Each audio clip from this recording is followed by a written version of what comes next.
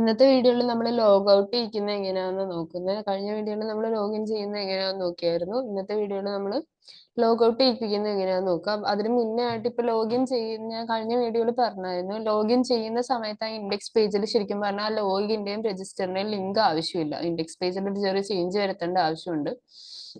അതായത് ഓൾറെഡി ലോഗിൻഡ് ആയ ഒരാൾക്ക് ആ രജിസ്റ്ററിന്റെയും ലോഗിന്റെയും ബട്ടൺ കാണിക്കേണ്ട ആവശ്യമില്ല. പകരം ലോഗ് ഔട്ടിന്റെ മാത്രം ബട്ടൺ കാണിച്ചാൽ മതി. അപ്പൊ നമുക്ക് ആദ്യം ഇതിന്റെ അകത്തേക്ക് ഒരു ലോഗ് ഔട്ട് ബട്ടൺ ആഡ് ചെയ്യണം. ദെൻ നമുക്ക് എന്ത് ചെയ്യണം, ഈ രജിസ്റ്ററിന്റെയും ലോഗിന്റെയും ബട്ടൺ അയാൾ ലോഗിൻ ചെയ്തിരിക്കുവാണെങ്കിൽ അവിടെ വേണ്ട, ആ ഒരു രീതിയിലേക്ക് നമുക്കത് മാറ്റി കൊടുക്കണം. അപ്പൊ ആദ്യം ലോഗ് ഔട്ടിന്റെ ബട്ടൺ ആഡ് ചെയ്യാം. ഞാനൊരു index.html ലോഗ് ഔട്ടിന്റെ ബട്ടൺ ആഡ് ചെയ്തിട്ടുണ്ട്. ഇനി നമുക്ക് ചെക്ക് ചെയ്യേണ്ട എന്താണ്, നമുക്ക് യൂസർ ഓൾറെഡി ലോഗിൻ ആണെങ്കിൽ അയാളെ ലോഗ് ഔട്ടിന്റെ ബട്ടൺ മാത്രം കാണിച്ചാൽ മതി. അല്ല എന്നുണ്ടെങ്കിൽ മാത്രം ലോഗിന്റെയും ഇതിന്റെയും ലിങ്ക് കാണിച്ചാൽ മതി. അപ്പൊ അതിന് വേണ്ടിയിട്ട് നമുക്കൊരു ഇഫ് കണ്ടീഷൻ കൊടുക്കാം.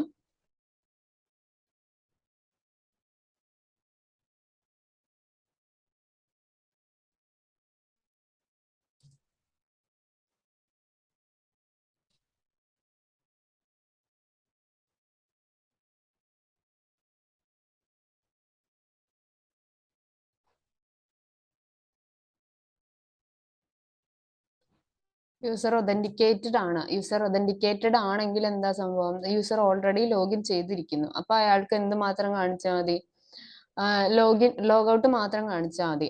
എൽസ് കണ്ടീഷനിലാണ് നമുക്ക് എന്ത് കാണിക്കണ്ടേ, ലോഗ് ഔട്ട് കാണിക്കണ്ടേ. എൽസ് കണ്ടീഷനിലാണ് നമുക്ക് ലോഗിനും രജിസ്റ്ററും ചെയ്യാനുള്ള ബട്ടൺസ് കാണിക്കണ്ടേ. ദെൻ നമുക്ക് ഇഫ് എൻഡ് ചെയ്ത് കൊടുക്കാം.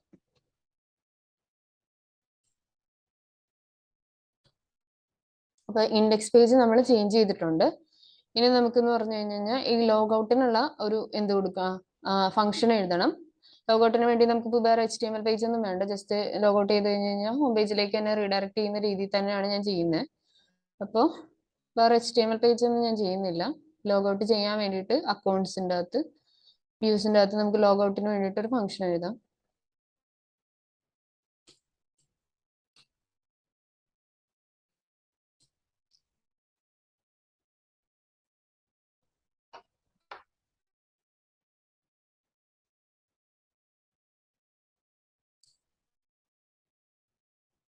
ഓത്ത് ഡോട്ട് ലോഗ് ഔട്ട് സിമ്പിൾ ആയിട്ടുള്ള കോഡാണ് ലോഗ് ഔട്ടിന് വേണ്ടിയിട്ട്. ജസ്റ്റ് ലോഗ് ഔട്ട് ആയി. ഇനി നമുക്ക് എന്ത് ചെയ്യണം, ഹോം പേജിലേക്ക് റീഡയറക്ട് ചെയ്യണം. ഇപ്പം റീഡയറക്ട് ഹോം പേജിലേക്ക് റീഡയറക്ട് ചെയ്യാനുള്ള കോഡ് എഴുതി സേവ് ചെയ്യുക. ഇനി URLസിൽ നമ്മുടെ ലോഗ് ഔട്ടിനുള്ള ആ ഒരു പാത്ത് സെറ്റ് ചെയ്ത് കൊടുക്കണം.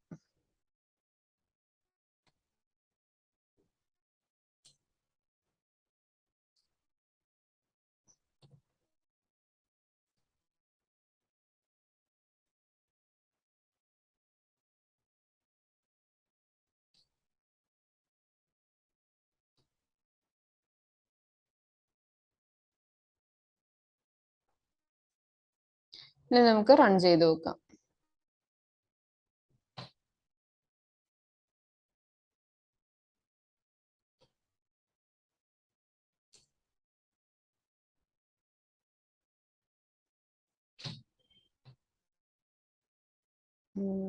ഇതിപ്പോ ഓൾറെഡി ലോഗ് ഔട്ട് ഒരു ഓപ്ഷനിൽ യൂസർ ഒതന്റിക്കേറ്റഡ് ആയിട്ടാണ് ഇരിക്കുന്നത്. നമുക്കൊന്നും കൂടി ഒന്ന് ചെക്ക് ചെയ്ത് നോക്കിയിട്ട് അതെന്തെങ്കിലും ആ യൂസറോട് ഒതന്റിക്കേറ്റഡിന്റെ പ്രശ്നമായിരിക്കും. അത് നമുക്കൊന്ന് ചെക്ക് ചെയ്ത് നോക്കാം.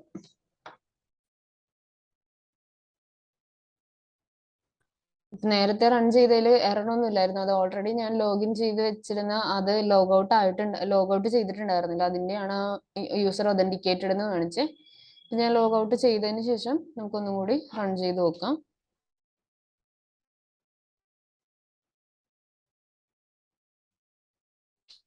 ഇപ്പൊ നമ്മൾ നോക്കുവാണെങ്കിൽ രജിസ്റ്ററും ലോഗിനും ഉള്ള ബട്ടൺ വന്നിട്ടുണ്ട്. ഇനി നമുക്ക് ലോഗിൻ ചെയ്തിട്ട് ലോഗ് ഔട്ട് ചെയ്യുന്നത് നോക്കാം. ഞാൻ ലോഗിൻ ചെയ്തു. ഇപ്പൊ നമുക്ക് പിന്നെ റീഡയറക്ട് ചെയ്യുന്ന ആ ഒരു പേജിലാണെങ്കിൽ നമ്മൾ നോക്കുവാണെങ്കിൽ ലോഗ് ഔട്ടിനുള്ള ഓപ്ഷൻ മാത്രമേ ഉള്ളൂ. ലോഗിനും രജിസ്റ്റർ ചെയ്യാനുള്ള ഓപ്ഷൻ ഇല്ല. ലോഗ് ഔട്ട് കൊടുക്കുവാണെങ്കിൽ നമ്മൾ ലോഗ് ഔട്ട് ആയി. ദെൻ നമുക്ക് രജിസ്റ്റർ ചെയ്യാനും ലോഗിൻ ചെയ്യാനുള്ള ആ ഒരു ബട്ടൺ മാത്രമേ വന്നിട്ടുള്ളൂ. അപ്പോൾ ഇന്നത്തെ വീഡിയോയിൽ പറഞ്ഞത് ലോഗ് ഔട്ട് ചെയ്യുന്നത് എങ്ങനെയാണ് എന്നുള്ള കാര്യങ്ങളും അതുപോലെ തന്നെ എന്തൊക്കെ ബട്ടൺ കൺട്രോൾ ചെയ്യാൻ പറ്റും, അതായത് ലോഗിൻ ചെയ്തിരിക്കുന്ന ആൾക്കാർക്ക് എന്തൊക്കെ കാണണം അല്ലെങ്കിൽ ലോഗിൻ ചെയ്യാത്ത ആൾക്കാർക്ക് എന്തൊക്കെ കാണണം എന്നുള്ള കാര്യങ്ങൾ കൺട്രോൾ ചെയ്യുന്ന കാര്യങ്ങളുമാണ് ഇന്നത്തെ വീഡിയോയിൽ പറഞ്ഞത്. സോ അത്രയേ ഉള്ളൂ ഇന്നത്തെ വീഡിയോ. പറഞ്ഞത് എല്ലാവർക്കും മനസ്സിലായി കാണുമെന്ന് വിചാരിക്കുന്നു. Thank you.